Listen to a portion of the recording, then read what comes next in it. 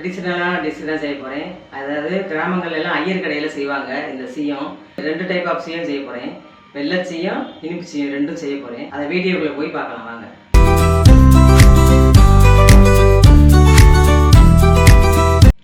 ஒன்றரை டம்ளர் பச்சரிசி, இந்த டம்ளரில் 1.5 டம்ளர் பச்சரிசி எடுத்தேன்.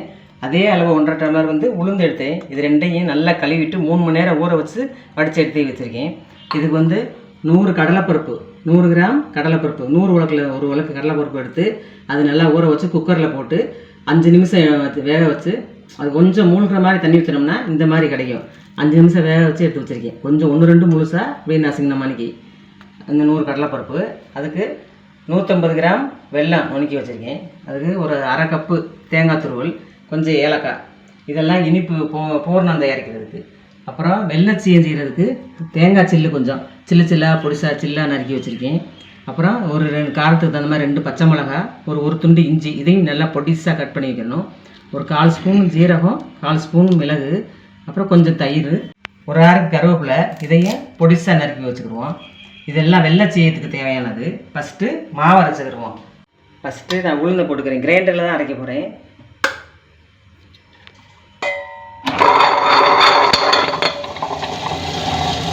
உளுந்தை போட்டு இந்த மாதிரி பஞ்சு மாதிரி வர்ற அளவுக்கு அரைச்சிக்கிட்டு அப்புறமா தான் அதில் தண்ணியை வடிச்சிட்டு பச்சரிசியும் சேர்த்துக்குவோம். இதையும் சேர்த்து நல்லா கெட்டியாக அரைச்சி இந்த ஸ்டேஜில் இந்த மாவுக்கு தேவையான உப்பு சேர்த்துக்கிறேன்.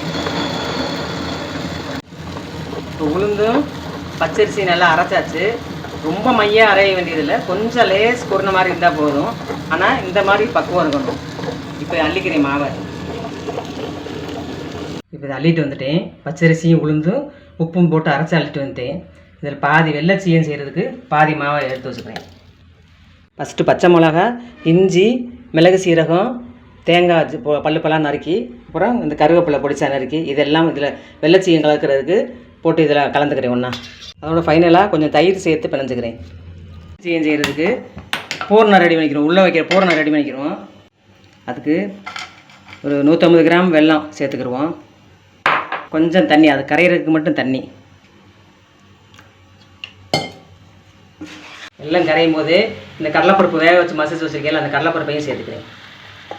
அது கூட இந்த தேங்காயும் சேர்ந்து இது 3 நல்லா கெட்டியாகிறது வரைக்கும் கலக்கி எடுத்துக்கிறேன். வாசனைக்கு கொஞ்சம் ஏலக்காய் தூள் சேர்த்துக்கிறேன். இனிப்பு செய்கிறதுக்கு பூரணம் ரெடி ஆயிடுச்சு. இதை இறக்கி வச்சு ஆறினவனே உருண்டை பிடிச்சிக்கிறணும். இந்த மாதிரி உருண்டையாக எல்லாத்தையும் உருட்டி வச்சுக்கிறேன். ஃபஸ்ட்டு வெள்ளச்சீயம் செஞ்சுக்கிறோம். அதை நான் கடாயை வச்சுக்கிறேன். அடிகனமான கடாயை பொரிக்கிறதுக்கு கடலை எண்ணெய் ஊற்றிக்கிறேன். எண்ணெய் காஞ்சிருச்சு. வெள்ளச்சீயம் செஞ்சுக்கிடுவோம். அப்படியே பொடிசாக உருண்டையாக போட்டுக்கிற வேண்டியது. அடுப்பு நல்லா காஞ்சதும் குறைச்சி வச்சுட்டு போடணும். 2 பக்கம் பரட்டி ஊற்றி நல்லா கோல்டன் ப்ரௌன் வந்துருச்சு. இப்போ வெள்ளச்சீயம் ரெடி ஆயிடுச்சு, எடுத்துக்கிடுவோம். இப்போ அடுத்த பேட்ச் வெள்ளச்சீயம் போட்டு முடிச்சாச்சு. இனி இனிப்பு சீயம் செய்யணும். இந்த மாதிரி சாஃப்டாக இருக்கணும். இப்போ இனிப்பு சீயம் செய்கிறதுக்கு இந்த பூரணத்தை வச்சுட்டு அது மேலே அப்படியே மாவு தூவிக்கிறோம். தூவிட்டு அப்படியே எடுத்துட்டா அதை வடிச்சிட்டு எடுத்தால் கரெக்டாக இருக்கும். இப்போ இனிப்பு சீயம் ரெடி ஆயிடுச்சு. இதையும் எடுத்துக்கணும்.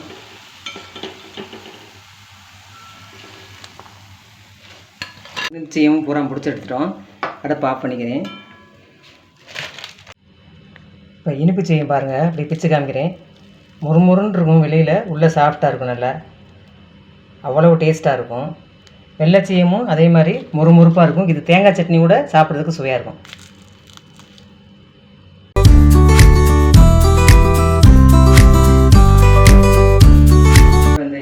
வெள்ளச்சீயத்தை டேஸ்ட் பண்ணி காமிக்கிறேன். வெள்ளச்சீயத்தை தேங்காய் சட்னியோடு தொட்டு சாப்பிட்டா நல்லாயிருக்கும். வெள்ளச்சீயம் அது ஊட தேங்காய், இஞ்சி அதெல்லாம் சேர்ந்து அந்த நல்லா உளுந்து அரிசியோ வாடையோட சூப்பராக இருக்குது. தேங்காய் சட்னியோட சாப்பிட்றதுக்கு ரொம்ப சூப்பராக இருக்கும். இப்போ இனிப்பு சீயம் டேஸ்ட் பண்ணி காமிக்கிறேன்.